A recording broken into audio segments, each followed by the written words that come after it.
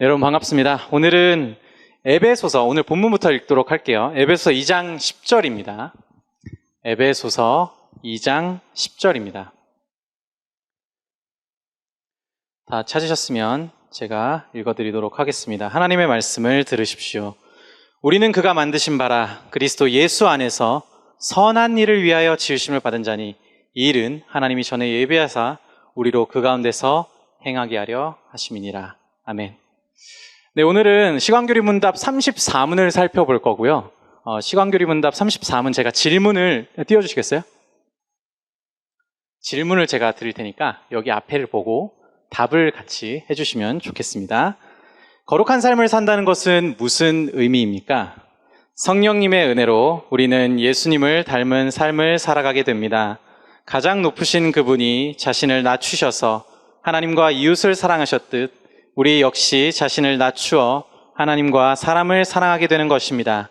따라서 우리는 자기중심적이고 이기적인 지상의 삶에서 벗어나 우리의 지으신 목적을 성취하는 영광스러운 삶을 살게 됩니다. 네. 오늘은 이 시간교리 문답 34문을 통해서요, 세 가지를 살펴보도록 하겠습니다. 첫 번째 대지는요, 우리는 왜 거룩한 삶을 살아야 되는지, 그리고 살펴보도록 할게요. 그리고 이 1대지에서는요, 거룩한 삶과 사랑이 어떻게 연결되는지를 좀 설명해 보겠습니다. 왜냐하면 지금 34문을 보면요, 거룩한 삶은 무엇입니까? 물어놓고 대답을 사랑으로 하고 있거든요. 그 부분을 좀 살펴볼게요. 그리고 두 번째 대지는 우리가 실제로 어떤 실천적인 사랑을 할 수 있고 그 사랑 가운데 어떤 어려움을 겪는지 좀 살펴보도록 하겠습니다. 그리고 세 번째는 사랑의 원천이 무엇인지 살펴보고 설교를 마무리하도록 하죠. 먼저 첫 번째 대지입니다.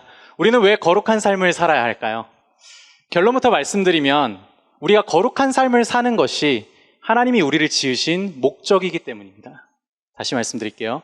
우리가 거룩한 삶을 사는 것이 하나님이 우리를 지으신 목적이기 때문입니다. 이게 무슨 말일까요? 오늘 본문을 살펴보면 이렇습니다. 에베소 2장 10절이에요. 잠깐 같이 보시겠어요? 여기 보면 우리는 그가 만드신 바라 그리스도 예수 안에서 선한 일을 위하여 지으심을 받은 자니 우리 보러 선한 일을 위해서 지으심을 받았대요. 그러니까 하나님은요, 우리에게 선한 일을 하는 목적을 가지고 우리를 지으셨단 말이죠. 그리고 뒤에 이 일은 하나님이 전에 예비하사 우리로 그 가운데 행하게 하려 하심이라. 이 선한 일을 우리에게 행하게 하시려고 우리를 지으셨다는 이야기입니다. 그렇죠? 그렇다면 여기서 말하는 선한 일이요, 그 교리문답에서 얘기하는 거룩한 삶과 동의어거든요. 그렇다면 이 선한 일과 하나님의 사랑, 하나님 말씀하신 교리문답에서 말하고 있는 사랑이 어떻게 연결될까요? 먼저 그걸 살펴보기 전에 선한 일에 대한 그 헬라어 원어를 좀 살펴보면 좋을 것 같습니다.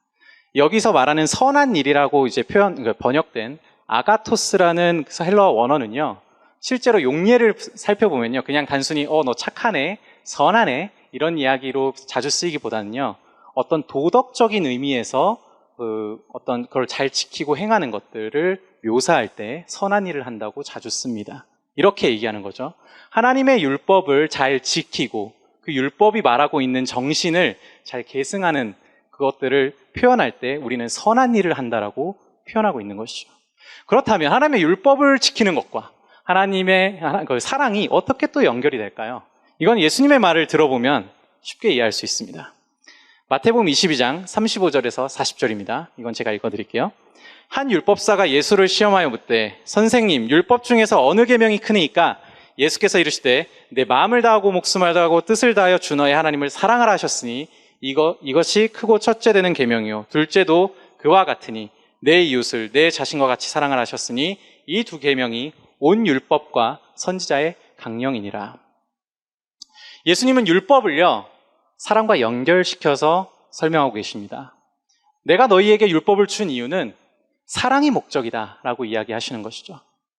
그러면 이제 알겠어요. 율법과 사랑이 연관관계가 있다는 것은 예수님이 말씀하셨으니까 그런가 보다 하는데, 이게 우리에게 어떻게 와닿게 설명될 수 있을까요? 이거는 우리가 어렵지 않게 이해할 수 있습니다.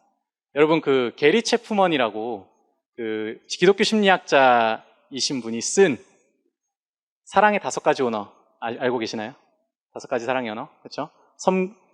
봉사, 스킨십, 선물, 함께하는 시간, 그리고 인정해주는 말. 이 5가지 사랑의 언어에 대한 이야기가 있죠. 이걸 좀 예를 들어서 한번 설명해 보도록 할게요. 어떤 남자가 있습니다. 사랑하는 여자가 생겼어요. 그래서 열심히 구애를 하고 결국 사귀게 됐습니다. 근데 이 남자는 가족들이랑 사랑을 나눌 때도, 친구들이랑 사랑을 나눌 때도 주로 선물을 주고받고 편지를 주고받으면서 사랑을 주고받았습니다. 그게 익숙한 사람이었어요. 그래서 내가 너무 사랑하는 사람이니까 이 여자친구한테 선물 공세를 하기 시작합니다. 편지를 막 써서 이제 선물 공세를 하기 시작하는 거죠. 이 사람한테 뭐가 필요한지, 뭘 주면 좋아할지 고민하면서 선물을 고르고 선물을 줍니다. 여자는 고맙습니다. 왜냐하면 나를 생각해서 주는 거니까요. 근데 안타깝게도 이 여자의 사랑의 언어는 함께하는 시간이에요.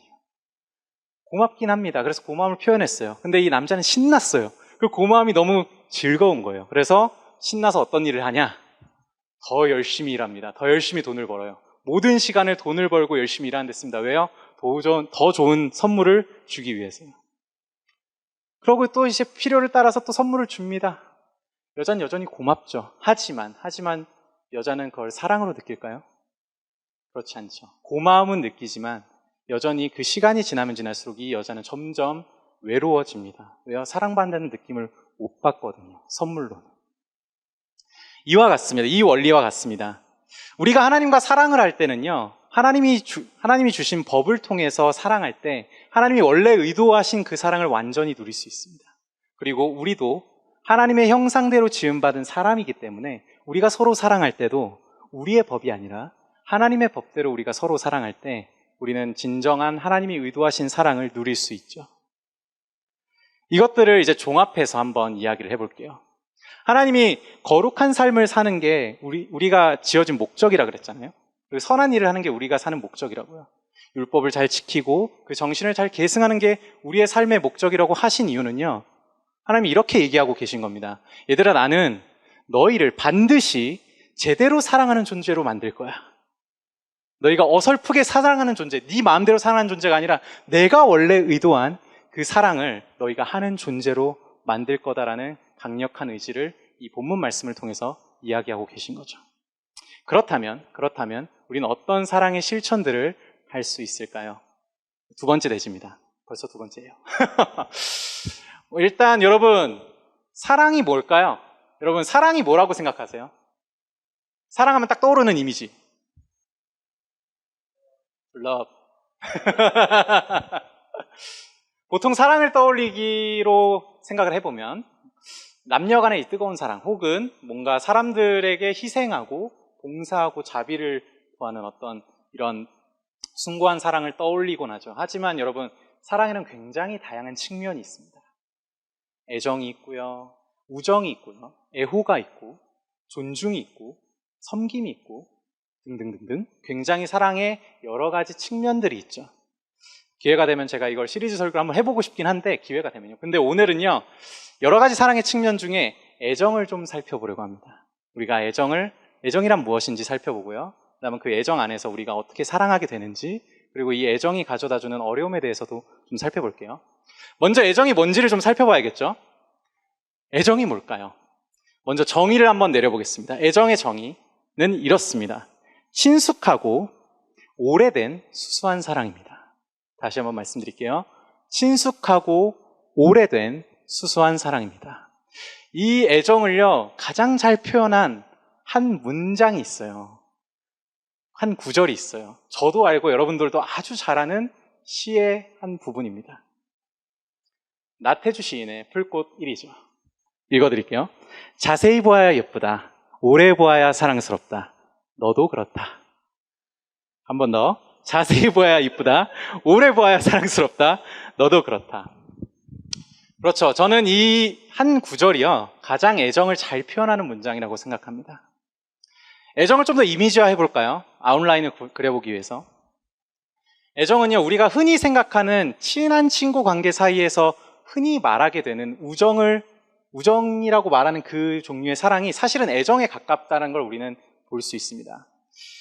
여러분, 제가 되게 좋아하는 드라마가 몇 개 있는데요. 그중에 진짜 최애 드라마, 멜로가 체질. 아시나요, 여러분? 멜로가 체질? 잘 모르시는 분들이 있는데.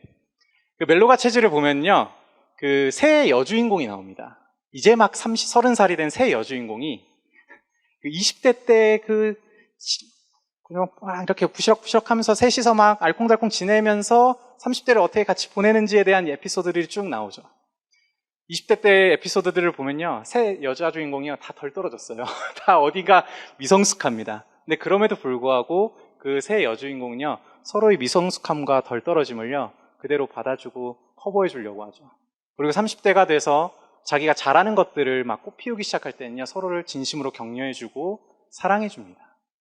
여러분, 이런 이미지가요, 사실 애정이 가지고 있는 가장, 애정을 표현할 수 있는 가장 좋은 이미지인 것 같아요. 대충 아웃라인이 그려지셨죠? 애정이 뭔지 대충 아웃라인은 대충 그려졌죠? 그럼 이 애정이 가지고 있는 디테일, 특징에 대해서 한번 살펴보도록 하겠습니다. 애정의 첫 번째 특징은요, 가장 덜 조건적인 사랑입니다. 가장 덜 조건적인 사랑이에요. 다른 종류의 사랑을 보면요, 대부분 조건이 붙습니다. 예를 들면 우정을 한번 보죠. 우정은요, 사실 공통의 관심사가 필요합니다. 예를 들어 이제 우리 요즘 러닝크루가 한참 유행인데, 대한민국에, 미국도 유행이래요. 근데 달리기라는 주 관심사를 가진 사람들이 모여서 그들이 같이 달리면서 달리기에 대해서 이야기하고 거기서 우정을 쌓아가죠. 교회 공동체도 마찬가지입니다. 그리스도라는 하나님께서 우리를 하신 일들을 서로 듣고 나누고, 또 하나님이 나를 어떻게 사랑하셨는지 우리가 나누면서 이 교회 안에서 우리는 우정을 쌓아가죠. 우정의 근데 전제 조건은 뭐냐면 공통의 관심사입니다. 이게 있어야 우정이 가능해요. 남녀 간의 사랑은 어떨까요? 조금 더 노골적으로 조건적입니다. 왜냐하면 남녀가 서로 매혹되고 매력적으로 끌려야 되는데, 그러려면 어떤 게 충족돼야 되거든요. 어떤 조건이 충족돼야 되거든요. 거기에는 뭐 외모도 있을 수 있고, 어떤 뭐 수려한 말빨이 될 수도 있고, 어떤 따뜻한 성품이 될 수도 있고, 뭐 누군가한테는 능력이 될 수도 있겠죠. 이처럼 다른 사랑들은 조건적입니다. 하지만 굳이 제가 덜 조건적이라고 얘기한 이 애정은요, 굳이 그 조건을 따지자면 딱 하나가 있습니다. 그게 뭐냐면 친숙하고 오래되는 거죠. 시간이 필요해요.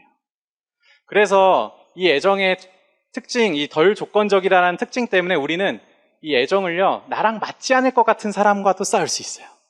어떤 이유에서든지 나랑 시간을 좀 같이 보내잖아요. 나랑 잘 안 맞을 것 같은 사람이랑도요. 그러면 어쨌든 그 시간 속에서 애정이 켜켜이 쌓입니다. 그리고 이 애정의 첫 번째 특징이요, 두 번째 특징을 낳습니다. 두 번째 특징은 뭐냐면요, 진가를 알아봐주는 사랑이에요. 진가를 알아봐주는 사랑. 나랑 되게 안 맞는 사람이라고 생각을 해서 원래는 안 만나려고 했는데, 우리 교회에서 많이 벌어지는 일이죠. 좀 봤는데 나랑 좀 스타일이 안 맞아. 그래서 평소에 좀 거리를 두고 있었어요. 근데 속으로 이제 개편이 되죠. 갑자기 내가 원치 않는 그녀와 같은 조가 됩니다. 그리고 어쩔 수 없이 우린 6개월을 보내게 되죠. 그러면서 이 사람이 평소에 풍기던 그런 분위기들, 말들, 선택들, 생각들, 감정들의 어떤 이유들을 나눔을 통해서 알게 되죠. 이 사람이 사실은 이런 면이 있었구나. 사실은 이 사람이 이것 때문에 이런 생각과 선택들을 한 거구나. 라는 걸 이해하게 되죠. 그리고 그렇게 하다가 갑자기 막 수련회 같이 봉사를 하게 됩니다. 그러면서 막 봉사를 하는데 이 사람이 생각보다 하나님 너무 사랑하는 거예요. 공동체를 너무 사랑하고 일을 너무 잘해. 새로운 진가를 발견하게 되죠. 애정은요, 기본적으로 우리가 알지 못했던 진가를 발견해주는 사랑이기도 합니다. 근데 역도 성립 가능합니다. 처음에는요, 너무 매력적이고 배울 게 많고 성품도 좋아서 막 곁에 주고 싶어가지고 곁에 막 쫄랑쫄랑 따라다니고 같이 이렇게 시간을 많이 보냈는데, 시간을 지나다 보면 어때요? 그 사람도 완벽한 사람이 아니기 때문에 굉장히 미성숙하고 덜 떨어진 모습이 보입니다. 그럴 때 애정은 어떤 역할을 할까요? 그런 덜 떨어지고 미성숙한 모습도 참고 넘어가 줍니다. 그리고 그것들조차도 사랑하게 되죠. 이처럼 애정은요, 그 사람의 진가를 보고 그 사람을 존재 자체로 받아들여주게 하는 사랑의 방식이죠. 마지막 세 번째 특징이 있는데요. 이 세 번째 특징은 1, 2번의 특징이 고스란히 담긴 최종적인 특징인데요. 이 애정은요, 다른 종류의 사랑의 바탕이 돼주는 사랑입니다. 다른 종류의 사랑의 바탕이 돼주는 사랑이에요. 좀 설명을 해볼게요. 우정과 뭐 남녀 간의 사랑이 있다고 칩시다. 이 우정과 남녀 간의 사랑만 있으면 우리는 거기서 충분함을 느끼지 못합니다. 왜 그럴까요? 소개팅을 좀 예로 들어볼게요. 제가 소개팅을요, 결혼하기 전에 엄청 많이 했어요. 저도 좀 짝을 잘 찾아보려고 부단히 들어오는 것들을 막지 않고 아멘으로 순종해서 거의 한 2년 반 동안 그 8월 한 달, 제일 더울 때 8월 한 달 빼고는 거의 매주 소개팅을 했던 것 같아요. 그리고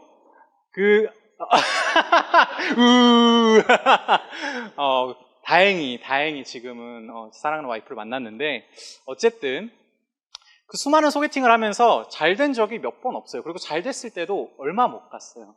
근데 왜 그랬을까 잘 생각해 보면 이런 지점이 있습니다. 소개팅은요, 기본적으로 충분한 시간을 주지 않아요. 3번에서 5번 사이에 결정을 내려야 됩니다. 이 사람이랑 사귈지 아니면 남으로 지낼지 결정을 내려야 되죠. 근데 아무리 매력적인 사람을 만났다고 하더라도, 그리고 내가 아무리 매력적인 사람이라고 하더라도 그 소개팅 자리에서 우리는 이런 생각에서 벗어날 수가 없습니다. 예를 들면 이런 거죠. 이 사람을 보면서 이 사람의 좋은 면이 있고 매력적인 모습이 보였어. 하지만 숨겨놨던 어떤 안 좋은 지점이 있지 않을까? 아직 나한테 좋은 모습만 보여주려고 한 게 아닐까? 라는 의심이 생기죠. 그리고 역으로 나도 이 사람이 막 나를 너무 좋게 봐요. 막 빨리 사귀고 싶어 해. 그때 우린 덜컥 겁이 나죠. 이 사람이 과연 나의 이 덜 떨어진 모습을 봤을 때 그대로 나를 사랑해 줄 수 있을까? 라는 고민을 하게 되죠. 왜 이런 의심과 고민을 하게 될까요? 소개팅에서는 애정을 쌓을 만한 충분한 시간이 없어서 그래요. 시간을 통해서 확인할 수 있는 이 사람의 다양한 모습들, 그리고 그것들이 받아들여지는 경험들을 소개팅에서는 충분히 할 수가 없는 거죠. 이처럼 애정은 모든 사랑의 바탕이 되는 사랑입니다. 그래서 우정이 됐든 남녀 간의 사랑이 됐든 애정을 기반으로 했을 때 가장 우정답게 우정할 수 있고요. 왜요? 우리가 서로 존재가 받아들여진다고 생각을 하면 내가 관심 있어 하는 관심사에 대한 되게 적나라한 나의 속 얘기도 더 쉽게 할 수 있잖아요. 그래서 우정을 더 깊게 나눌 수도 있고요. 남녀 간의 사랑도 훨씬 깊이 있게 안정적으로 나눌 수 있죠. 이렇게 3가지 특징이 있는데요. 저도 애정하는 친구가 있어요. 애정하는 친구가 있는데, 여러 친구들이 있는데 그 중에 굳이 시광교회에서 저와 가장 오랜 시간을 보낸 친구가 저기 물레 캠퍼스에 동갑내기 친구가 하나 있는데, 그 친구 이름은 밝히지 않을게요. 근데 그 친구가 있는데 그 친구랑 20대부터 저는 막 동고동락 했었어요. 근데 그 친구 MBTI가 ESTJ거든요. 굉장히 엄격한 관리자입니다. 실제로도 지금 사장님이라서 굉장히 엄격하게 회사를 운영하고 계세요. 근데 그 친구를 처음 만났을 때 저는 되게 딱딱한 친구라고 생각했어요. 왜냐면 같이 영혼을 양육하고 있었는데 이 영혼을 돌볼 때 늘 이제 권고를 되게 빡세게 하는 거예요. 야, 예배 나와야지. 뭐 하는 거야? 정신 차려. 성경 공부 같이 해야지 하면서 되게 딱딱하지만 뭔가 권고를 되게 잘하는 친구였어요. 저는 남이 싫어하는 말을 잘 못해가지고 그 모습을 보면서 너무 유두리가 없는데? 너무 딱딱한데? 이런 생각을 좀 했던 것 같아요. 처음엔 그랬어요. 근데 이 친구를 알면 알수록 그 딱딱함 안에 따뜻함이 있다는 걸 알게 됐어요. 정말 얘는 자기가 양육하는 이 영혼을 정말 사랑해서 사랑하는 마음으로 권고하고 있었던 거구나, 이런 것들을 알게 되면서 신앙의 진정한 친구가 되어가기 시작했죠. 그러면서 우리는 20대를 같이 지냈기 때문에 굉장히 미성숙하고 덜 떨어진 흑역사를 서로가 다 알고 있습니다. 연애의 흑역사들도 다 알고 있어요. 판도라의 상자를 서로 열고 싶지 않아요. 하지만 우리는 그 모든 과정들을 함께 하면서 진정으로 애정하는 사이가 됐죠. 지금은요, 제가 그 친구한테 저의 가장 내밀한 비밀들도 쉽게 꺼낼 수 있고요. 그 친구도 저에게 쉽게 그런 비밀들을 꺼내고 서로 공감해주고 서로의 지지를 해주는 사이가 되었죠. 여러분들도 이런 관계들을 계속해서 맺어가고 싶지 않으십니까? 교회에서. 저도 맺어가고 싶어요. 교회 안에서. 더 많이. 그러기 위해서 제가 적용점 3개만 일단 말씀드리도록 하겠습니다. 첫 번째 적용점입니다. 첫 번째는요, 여러분 여유를 가지십시오. 여유요. 시광교회는요, 제가 왜 오늘 애정 얘기를 해야겠다 생각을 했냐면요, 사람들이 계속해서 몰려오는 교회입니다. 낯선 사람들이 매주 나와요. 그러다 보니까 어떤 생각이 드냐면 굉장히 역동적이고 활기차다라는 느낌은 주지만 그 안에서 새로운 사람들과 계속해서 친해져야 되기 때문에 관계의 피로도와 피상적인 관계들이 계속 많아지는 부작용도 있는 것 같습니다. 그 속에서 우리는 설교도 좋고 교회의 방향성도 좋고 추구하는 바도 좋지만 내가 진짜 애정할 대상이 없다. 내가 정말 깊이 뭔가를 나눌 수 있을 만한 사랑을 나눌 사람이 별로 없다라는 생각이 들 수 있을 거라고 생각합니다. 물론 저 같은 설교자들이 설교를 잘 못하고 잘 못 섬기고 또 우리 다 같이 죄인이잖아요. 죄인들이 모인 집단이기 때문에 우리가 서로를 사랑을 잘 못해서 그런 걸 느낄 수도 있어요. 하지만 이런 측면도 있다는 거죠. 아직 우리에겐 충분한 시간이 주어지지 않았습니다. 빨리 뭔가 친해지려고 우리는 빨리빨리 하려고 하는데 아니요. 진짜 애정이 쌓일 때까지는 시간이 필요합니다. 여러분 여유를 가지십시오. 두 번째 적용점입니다. 여러분 모임에 열심히 참여하십시오. 애정의 특징이 뭐라 그랬죠? 애정의 특징 친숙하고 오래된 사랑이라고요. 모임을 통해서 여러분 애정할 대상들과 오래 시간을 보내십시오. 소그룹에 참여하시고요. 예배에 함께 참여하시고요. 예배 이후의 시간에도 잠깐 남아서 대화를 조금 더 해보십시오. 그리고 수련회에 참석하십시오, 여러분. 수련회만큼 단기간에 시간을 많이 보낼 수 있는 그 기회가 없습니다. 여기 계신 분들 중에는 상당수가 교회 안으로 내가 들어온 것 같아요 라고 느끼는 지점이 수련회를 기점으로 그런 느낌을 받으신 분이 상당히 많은 걸로 알고 있습니다. 여러분 아직 내가 교회 안에서 뭔가 겉돌고 있다고 느낀다면 이번 수련회를 꼭 참석하십시오. 그리고 마지막 세 번째 적용점입니다. 여태까지 1, 2번의 적용점은요, 아까 나태주 시인의 오래 보아야 한다는 지점을 이야기했다면요, 이 세 번째 지점이 가장 중요한데요. 세 번째 지점은 우리가 상대방을 자세히 볼 줄 알아야 됩니다. 우리가 애정을 자꾸 신경 쓰게 되면요, 이런 생각을 할 수 있어요. 이 사람이 날 애정하나? 내가 이 사람을 애정하나? 여러분, 애정이라는 사랑은요, 애정에 집중하면 할수록 애정할 수 없다라는 특징이 있습니다. 오히려 그 시간에 그 에너지를 가지고 상대방에게 집중해 보십시오. 상대방을 자세히 보십시오. 그 사람이 왜 그런 생각을 하는지, 왜 그런 감정을 가지게 됐는지, 왜 이 사람은 이런 선택을 하게 됐는지 호기심을 가지고 물어보세요. 그리고 그 사람의 이야기를 들어보십시오. 그리고 그 사람도 나에게 질문할 때 성심성의껏 대답해 주세요. 그렇게 우리가 서로를 알아가면서 시간을 보낼 때, 오래 보면서도 자세히 볼 때 어느 순간 돌아보면 우리가 애정한 사이가 됐네? 라고 알게 될 겁니다. 여기까지가 애정이 좋은 점, 애정의 특징에 대해서 살펴봤어요. 그렇다면 여러분, 애정이 좋기만 할까요? 애정이 우리를 괴롭히기도 합니다. 이번엔 애정의 좀 괴로운 면을 한번 살펴보도록 하죠. 우리가 애정 때문에 괴로운 이유는요, 첫 번째 이유를 설명드리면 우리는 애정을 너무나 갈구하고 원하지만 애정을 할 만한 시간을 주지 않습니다. 이게 무슨 말일까요? 우리는요, 현대사회는요, 계속해서 이런 이야기를 하고 있어요. 자기계발서, 자기계발 영상, 릴스 보면 이런 얘기 되게 많거든요.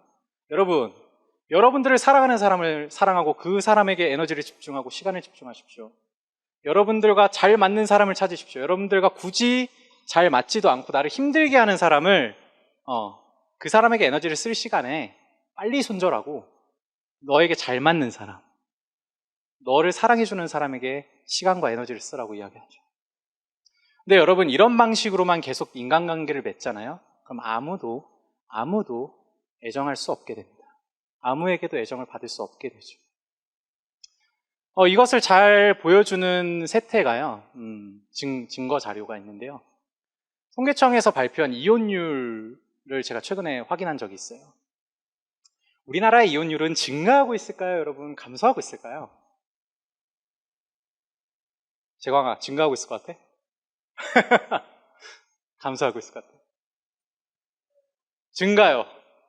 틀렸습니다.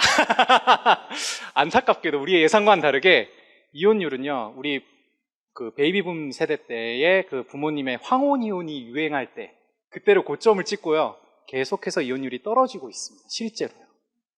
좋은 일이죠. 이제 결혼을 하면 이혼을 점점 안 하는 추세인 거예요. 근데 이 시대만이 가지고 있는 되게 특이점이 있어요. 뭐냐면 결혼을 하고 6개월 내에 이혼하는 커플의 수가 그 어떤 시대보다 가장 높은 시대예요. 6개월 이내. 이게 무슨 말을 의미하는 걸까요? 물론 제가 이혼하시는 분들을 비판하고 비난하고자 이런 말을 하는 건 아닙니다. 정말 사정이 있었을 거예요. 하지만요, 이런 시대의 흐름에 우리는 속해 있다는 것을 방증하는 자료이기도 하죠.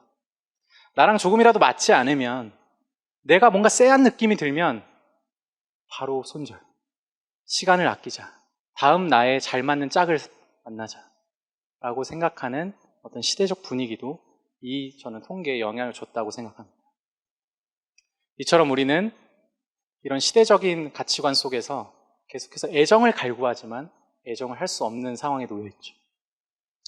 그리고 애정을 하면 또 좋을까요? 물론 좋습니다. 우리 앞에 설명한 그 애정만 잘하면 얼마나 좋아요. 근데 우리는 병든 애정을 할 때도 꽤나 많습니다. 병든 애정의 특징 2가지만 말씀드릴게요. 첫 번째 병든 애정의 특징은 뭐냐면요, 내가 사랑받을 만한 조건을 갖췄기 때문에 애정을 받는다라고 착각하는 데서 시작이 돼요. 다시 말씀드릴게요. 첫 번째 병든 애정의 특징은요, 내가 사랑받을 만한 조건이 그리고 자격이 갖춰졌다고 착각하면서 여기서 그 비극이 시작이 됩니다. 무슨 말이냐면요, 아까 애정의 특징이 뭐라 그랬죠? 친숙하고 오래된 사랑이라 그랬죠. 그러다 보니까요, 인간이 참 자기중심적이에요. 아까 애정의 특징이 뭐였어요? 가장 덜 조건적인 사랑이라 그랬잖아요. 우리가 같이 시간을 보내면서 그저 서로를 용납해주고 사랑하는 관계였음에도 불구하고 사랑을 받는 게 익숙해지잖아요. 그럼 사람은요, 되게 묘하게 여기서 사랑을 권리로 아는 지점이 생깁니다. 나는 사랑받을 만한 자격이 돼, 조건이 돼. 말로는 하진 않죠. 하지만 마음의 실천적으로 그런 마음을 가지고 이제 반응을 보이기 시작합니다. 뭐 예를 들면 이런 거죠. 왜 내 편이 돼주지 않아? 왜 저 사람이 옳다고 해? 넌 내 편이 돼줘야지. 나랑 오랫동안 애정을 주고받았으면 너는 무조건적인 내 편이 되어줘야 되잖아 하면서 그 사람에게 애정을 갈구하고 애정을 줘야 되는 게 당연하다고 생각하고 또 그 사람에게 애정을 주는 사람한테 죄책감을 막 넘기기도 하죠.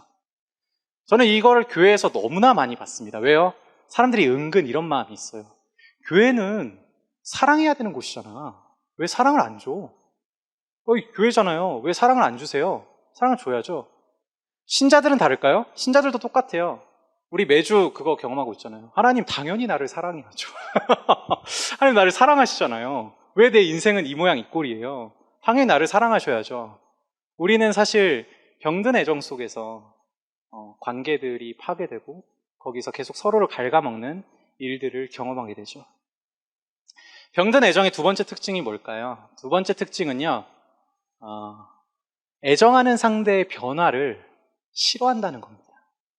애정하는 상대의 변화를요, 싫어해요. 왜요? 애정은 익숙함을 기반으로 한다 그랬잖아요. 이거를 좀 더 쉽게 설명해 보겠습니다. 이제 신촌 캠퍼스에 신혼부부가 많아지고 아이들이 태어나고 있어요. 부모들은 아이들을 키울 때 아이는 아무것도 할 줄 모르죠. 뭘 선택하거나 표현할 줄도 모릅니다. 그저 울 뿐이죠. 그래서 부모는요, 아이들을 잘 통제하고 질서 있게 가이드하면서 아이들을 키웁니다. 그리고 그렇게 애정이 쌓여가죠. 아이에 대한 애정이 쌓여가요. 그리고 아이가 큽니다. 몸도 크고 마음도 크고 정서적으로 성장하죠. 그럼 뭐가 생겨요? 아이한테 에고, 자아가 생겨요. 그리고 내가 하고 싶은 게 막 생기는 거예요. 그래서 이제 엄마 아빠한테 막 자기 주장을 하기 시작하죠. 그때 엄마 아빠가 느끼는 느낌은 뭘까요? 안 컸으면 좋겠다. 그냥 귀여운 그대로만 계속 있었으면 좋겠다. 왜요? 내 의견과 자꾸 부딪히니까요. 내가 애정하는 이 아이가 내 마음대로 됐으면 좋겠네. 왜냐면 그동안 통제하는 방식으로 잘 키워왔는데 이제 이 아이가 커서 자기 주체성을 막 발휘하려고 할 때 어머니는 여기서 선택을 해야 됩니다. 내가 기존에 통제하던 방식의 애정을 내려놓고 새로운 방식으로 애정하려고 하거나 아니면 계속 통제하려고 해서 아이의 주체성을 말살시키거나 둘 중에 하나 해야 되죠. 그렇게 되면 어떻게 될까요? 보통 사춘기 아이들이 부모님과 싸우는 이유가 다 그래서 거기 또 관계가 또 박살나고 힘들잖아요, 서로가. 근데 이게 부모와 자식 간의 관계만 그럴까요? 아니요, 그렇지 않아요. 우리가 맺고 있는 익숙한 관계 속에서 이 비슷한 양상이 동일하게 일어납니다. 예를 들면 뭐 이제 고등학생 때 막 친구들이랑 맨날 시간을 보냈어. 근데 대학교만 가도 각자 가는 대학이 다르고 성적별로 각자 시간표가 달라지잖아요. 그럼 전보다 이렇게 많이 시간을 보낼 수가 없어요, 실제로. 그럼 그때 이제 한번 걸러지죠. 그 변화를 받아들이고 계속 애정하는 관계로 남아있을 것인가? 아니면 손절하고 대학교에 있는 새롭게 시간을 보낼 수 있는 사람과 계속해서 관계를 이어갈 것인가?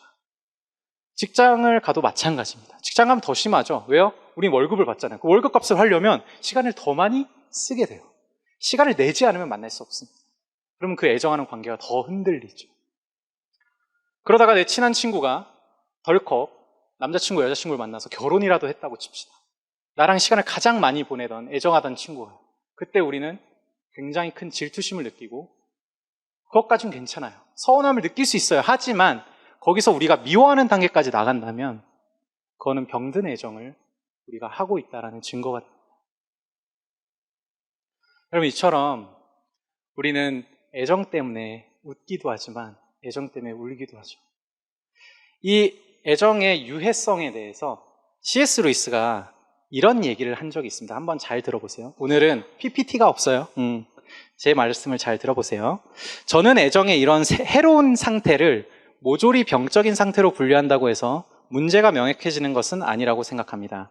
물론 그러한 상태로 빠져들게 하는 유혹을 이기기가 비정상적일 정도로 어려울, 심지어 불가능한 어떤 병리적인 조건들도 존재합니다. 그런 조건에 처한 사람들이라면 어떻게 해서든 의사에게 보내야 할 것입니다. 물론 이 병든 애정에 대해서 병리적으로 견디지 못하는 분들도 있을 거예요. 그분들은 의사의 이제 도움을 받아야겠죠. 그렇지만 여기서 잘 들어보세요. 이 부분이 중요해요.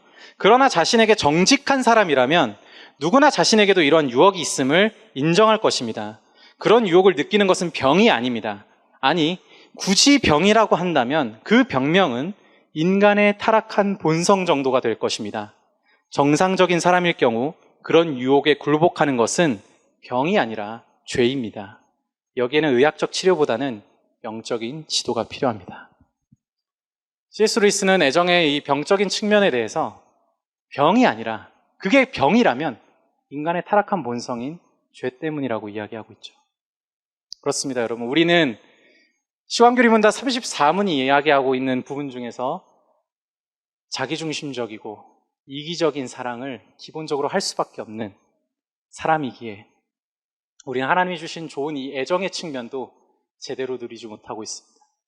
그렇다면 우리에게 어떤 영적인 지도가 필요할까요? 3대지로 넘어가겠습니다.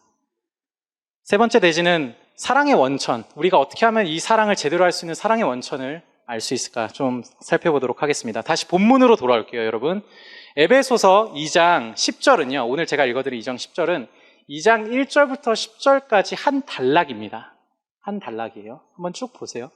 근데 이 단락은 어떻게 구성되어 있냐면요, 병렬 구조로 구성이 되어 있어요. A의 원인으로 인해서 B의 결과가 일어난다. A-의 원인으로 인해서 B-의 결과가 일어난다 하면서 이 두 개의 구조가 병렬을 이루고 대조를 이루면서 메시지를 강화하고 있는 거죠. 오늘 제가 읽었던 2장 10절은요, 그거의 맨 마지막 결론 부분입니다. 그럼 첫 번째 병렬 구조, A의 원인으로 인해서 B의 결과가 됐다는 부분을 한번 살펴보도록 할게요. 에베소서 2장 1절부터 3절입니다. 이거는 제가 한번 읽어드릴게요. 그는 허물과 죄로 죽었던 너희를 살리셨도다. 그때 너희는 그 가운데서 행하여 이 세상 풍조를 따르고 공중의 권세 잡은 자를 따랐으니 곧 지금 불순종의 아들들 가운데서 역사하는 영이라. 전에는 우리도 다 그 가운데서 우리 육체의 욕심을 따라 지내며 육체와 마음에 원하는 것을 하며 다른 이들과 같이 본질상 진노의 자녀이었더니. 여기는 이런 구조로 되어 있어요. A, 원인이 뭐냐? 우리는 죄와 허물로 죽은 본질상 진노의 자녀입니다 라는 원인으로 인해서 B라는 우리가 행동을 하고 있다라고 이야기하고 있어요. B는 뭐냐? 이 세상 풍조를 따른대요. 세상이 말하는 가치관에 우린 계속해서 영향을 받고 그것을 따른다는 것이죠. 우린 이건 아까 살펴봤어요. 나랑 맞지 않으면, 너를 힘들게 하면 손절해. 우린 그 세상이 말하는 가치관에 어느 정도 영향을 받고 있죠. 그리고 공중권세 잡은 자를 따랐다고 이야기합니다. 마귀를 따르고 있다고 해요. 마귀는 우리에게 무슨 말을 할까요? 얘들아, 얘들아, 사랑하는 거 좋아. 사랑해. 사랑하지 말라는 게 아니야. 근데 하나님의 법대로 사랑하지 말고 네 마음대로 사랑해 라고 이야기하는 거죠. 왜요? 마귀는 하나님의 질서에서 벗어난 존재입니다. 스스로 그걸 택했죠. 그리고 우리에게 할 수 있는 유일한 방법은 속이는 건데, 어떤 속임이냐? 네 방식대로 해. 사랑도 네 방식대로 하면 될 거야. 그럼 행복할 거야. 그래서 그 결과 어떻게 됩니까? 우리의 육체의 욕심을 따라 지내며 육체와 마음에 원하는 것을 한다고 이야기하고 있습니다.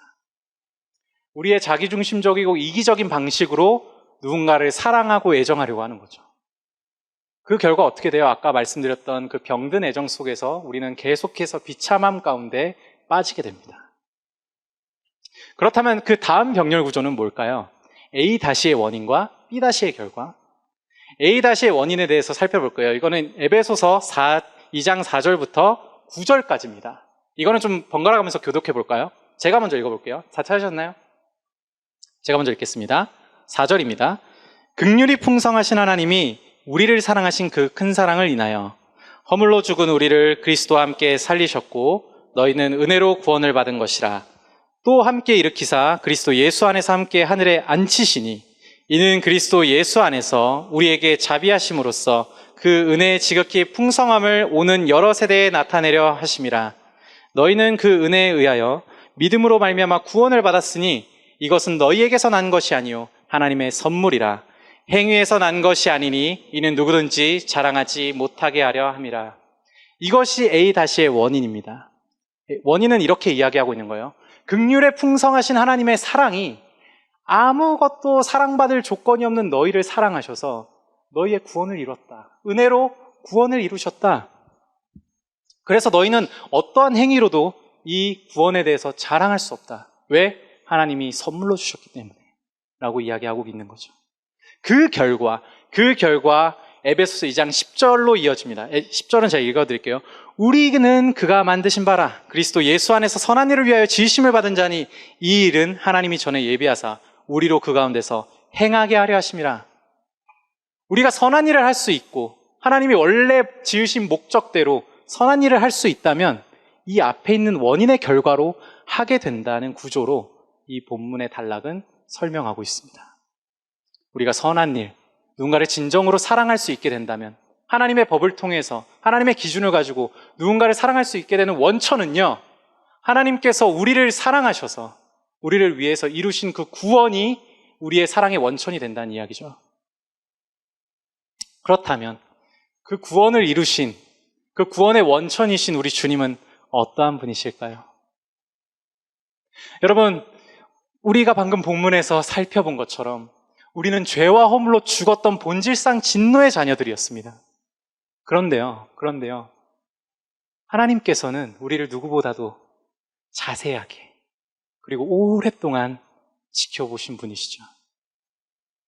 근데 아무리 자세히 살펴봐도, 아무리 오랫동안 우리를 살펴봐도 우리에게는 하나님이 보시기에 사랑할 만한 그 어떤 조건도 있지 않았습니다. 그것이 구약성경과 신약성경 그리고 인류 전체의 역사를 통해서, 아니 여러분들 각각의 일상을 통해서 증명되고 있죠. 그런데요, 그런 주님이 우리를 전혀 사랑할 것만, 그 조건을 찾지 못한 그 주님이요, 중대한 결정을 내리십니다. 자세히 보면 볼수록 가장 예쁘고 아름다운, 그리고 오래 보면 볼수록 가장 사랑스러운 그 아버지의 품에서 우리 주님이 나오시기로 하시죠. 왜일까요?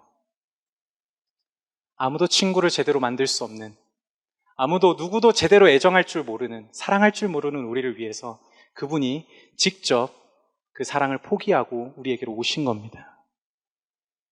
그리고 그 예수님은요, 우리의 죄와 허물을 지고 십자가로 가십니다.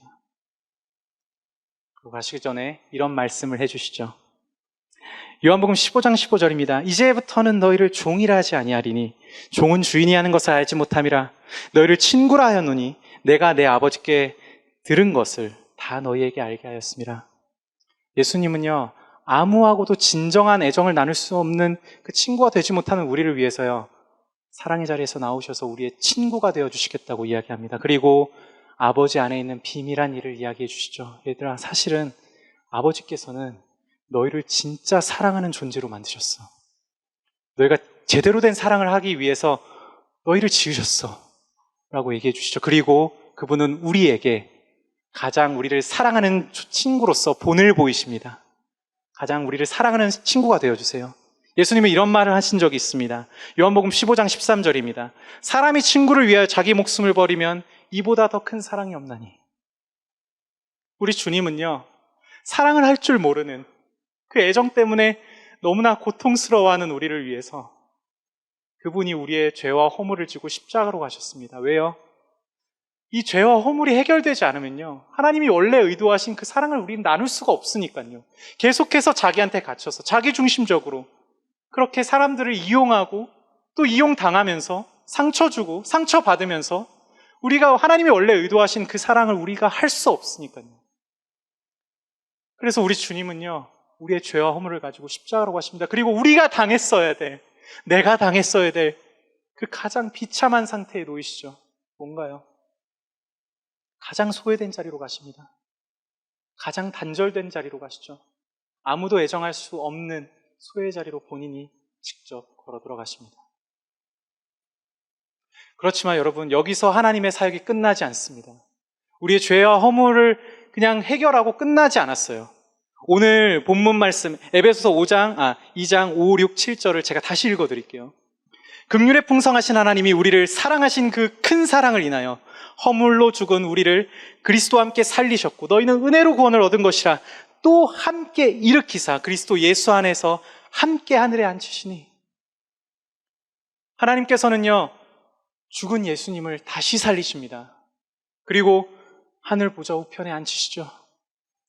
그리고 그리스도 안에 있는 우리들요, 그리스도를 받아들인 그리스도인들도요, 하나님의 보좌 우편에 앉히신다고 오늘 본문은 이야기하고 있습니다. 무엇일까요? 이제 우리는 드디어 하나님과 깊은 애정과 사랑을 누릴 자격을 얻게 된 겁니다. 그 자리로 가게 된 겁니다. 여러분, 이 구원의 원천이신, 이 사랑의 원천이신 그리스도를 기억하십시오. 그리스도를 바라보십시오. 아무에게도 친구가 돼주지 않았던 우리에게, 아무에게도 친구가 돼줄 수 없었던 우리에게 먼저 찾아오셔서 우리의 친구가 되어주시고요, 그 친구를 위해서 자기 목숨을 버리고 진정한 친구로 함께 거듭나는 자리로 가게 하신 우리 주님을 여러분 기억하십시오. 그리고 그리스도께로 오십시오. 우리 함께 찬양하겠습니다.